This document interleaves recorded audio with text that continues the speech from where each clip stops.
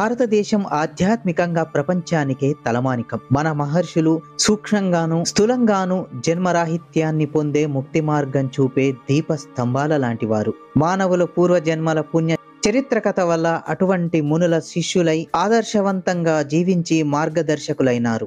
కొందరు తమ పూర్వజన్మ పుణ్యఫలం మూలంగా సాక్షాత్ భగవంతుడినే గురువుగా ఆరాధిస్తూ ఈ కలియుగంలో అత్యున్నత స్థాయికి చేరి ప్రజలకు తమ జీవనాన్నే ఉదాహరణగా చూపిన వారిలో శ్రీ రమణ భగవాన్ ప్రథములు. ఏ గురు సృషణ లేకుండా శ్రీ అరుణాచలేశ్వరుడినే తండ్రి గురువుగా తమ జీవితమే తపస్సుగా మార్చుకున్న ఋషి ఆయన. వారిని యావత్ ప్రపంచం గురువుగా భగవంతునిగా నమ్మింది. మదురై సమీపంలోని తిరుచీలిలో వెంకటరమణ అయ్యర్ 30 డిసెంబర్ 1879లో జన్మించి తమ 16వ ఏట అపూర్వానుభవం పొందారు. ఇంట్లో తానొక్కడినే ఉన్న సమయంలో తాను చనిపోతున్నాననే భయంతో మనసు అంతర్ముఖమైనప్పుడు దేహానికి చావు ఉంటుంది, కానీ నేను దేహాతీతమైన ఆత్మని, ఆ ఆత్మకు చావు లేదనే స్ఫురణ కలిగింది. బహుశా పెరియార్ అంటే శివయోగుల చరిత్ర చదవడం వల్లనో లేక ఇంటికి వచ్చే సాధువుల ద్వారానో వారు అరుణాచలం శ్రీ అరుణాచలేశ్వరుడి గురించి తెలుసుకున్నారు. మనసు అయస్కాంత శక్తిలాగా ఆయన్ను అరుణాచలం వైపు లాగింది. అద్భుతమైన ఆత్మజ్ఞానం కలగడం కూడా తోడై ఆ 16 సంవత్సరాల బాలుడు ఇల్లు విడిచి బహు కష్టపడి పట్టుదలతో తిరువన్నామలై చేరారు. అప్పటి నుండి తన గురించి చెప్పేటప్పుడు ఇది అనే పదం శరీరానికి వాడేవారు. ఆ క్షణం నుంచి ఆయనకు గురువైన తండ్రైన శ్రీ అరుణాచలేశ్వరుడే అన్ని. ఆలయంలో శివ దర్శనం అనంతరం ఆ బాలుడు తన శరీరంపై వస్త్రాలు వస్తువులు విసర్జించి కౌపీనధారి అయి ఆలయ వెనక భాగంలో నిశ్చలంగా కూర్చుని తపస్సు చేశాడు. చుట్టుపక్కల సందడి కోలాహలం వద్దని ఆలయ పరిసరాలలోని పాతాళ లింగం వద్దకు చేరి ఎన్నో నెలలు సమాధి స్థితిలో ఉండిపోయారు. చుట్టూ అట్టలు కట్టి తొడలు పురుగులు కీటకాలు కొరికివేయడంతో రక్తం గడ్డ కట్టేసిన స్వామికి ఇవేమీ తెలియలేదు. కొందరు భక్తులు ఆయన్ను ఆ స్థితిలో చూసి అక్కడి నుంచి బయటకు తీసుకువచ్చి స్నానపానాలు చేపించారు. అప్పటి నుంచి గురుమూర్తమనే మఠంలో ఆయన ఉండగా ఉద్దండ నాయనార్, అన్నమలై తాంబిరాన్ అనే సాధవులు అతన్ని సంరక్షించారు. తరువాత అరుణాచలం కొండపైనున్న పవలకుండ్రుకి బసమార్చారు. తల్లికి సంగతి తెలిసి తీసుకువెళ్ళడానికి వస్తే ఏది ఎలా జరగాలో అలాగే జరుగుతుంది అని వ్రాసి ఇచ్చారు ఆ మౌనస్వామి. 1899లో అనుచరుడైన పళనిస్వామితో విరూపాక్ష గుహకి మారారు. ఆ తర్వాతి కాలంలో ఆయన ఒక భక్తుని విన్నపం మీద అరుణాచలేశ్వరునికి 5 స్తోత్రాలు కృతిగానం చేశారు. అవి అక్షర మణిమలై, నవమణిమలై, అరుణాచల పటికం, అరుణాచల అష్టకం, అరుణాచల పంచరత్న.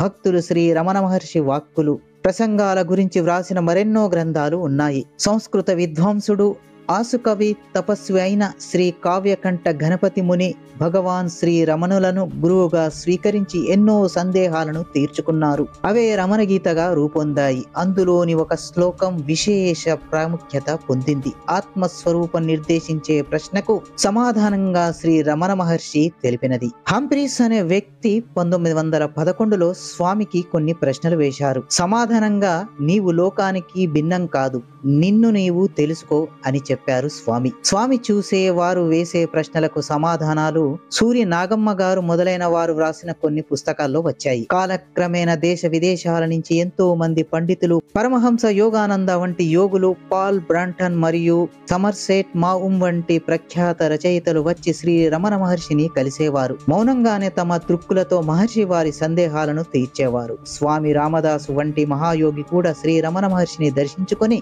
అక్కడి అరుణాచల గుహలో కొంతకాలం ధ్యానంలో గడిపారు. ప్రఖ్యాత రచయిత శ్రీ గుడిపాటి వెంకటాచలం రమణ మహర్షి శిష్యుడై తమ జీవితం చాలా కాలం అంతిమ దశ వరకు అరుణాచలంలోనే గడిపారు.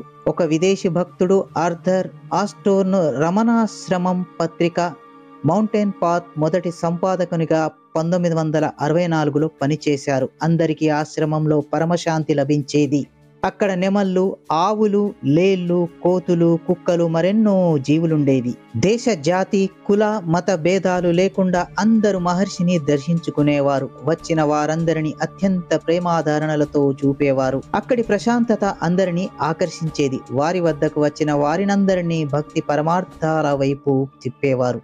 వారి ఒక దృష్టి మాత్రంగానే ఇదంతా జరిగేది. ఫోటో చూసిన వారి చూపు సూదంటు రాయి వలె భక్తులను ఆకర్షించేది. వారు సాక్షాత్ సుబ్రహ్మణ్య స్వామి అవతారమని కొందరు, శ్రీ దక్షిణమూర్తి అవతారమని మరికొందరు భక్తులు భావించేవారు. ఎన్నో అద్భుత సంఘటనలు జరిగిన తమ ప్రమేయమేమి లేదని ఆయన అనేవారు. ఒకరోజు ఒక వస్తువు లేకపోతే మరునాడు ఎవరో ఆ వస్తువు పంపడం జరిగేది.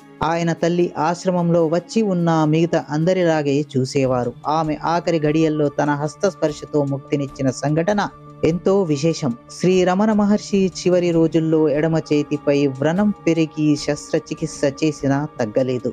డాక్టర్లు మత్తుమందు ఇస్తామన్నా నిరాకరించారు. ఎందరో భక్తులు ఆయన్ని తమ అంతర్గత శక్తితో ఆరోగ్యం బాగు చేసుకోమని కోరగా భోజనానంతరం విస్తారిని ఉంచుకుంటామా అని అడిగారు.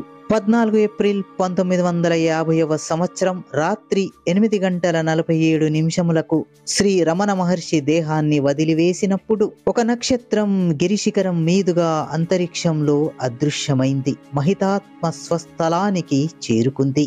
ఫ్రెండ్స్, ఈ వీడియో మీకు నచ్చినట్లయితే వీడియోను లైక్ చేయండి. ఇలాంటి ఇంట్రెస్టింగ్ భక్తి వీడియోల కోసం ఛానల్ని ఇప్పుడే సబ్స్క్రైబ్ చేయండి. అలాగే కొత్త వీడియోల నోటిఫికేషన్ల కోసం బెల్ ను ఆన్ లో పెట్టుకోండి. అలాగే లైక్ చేయండి, షేర్ చేయండి, 10 మందికి తెలియజేయండి. మీ యొక్క అమూల్యమైన సూచనలను, సలహాలను మరియు అభిప్రాయాలను కామెంట్ రూపంలో మాకు తెలియజేయండి. మరొక వీడియోతో మళ్ళీ మీ ముందుకు వస్తా. అంతవరకు నమస్తే. జై హింద్.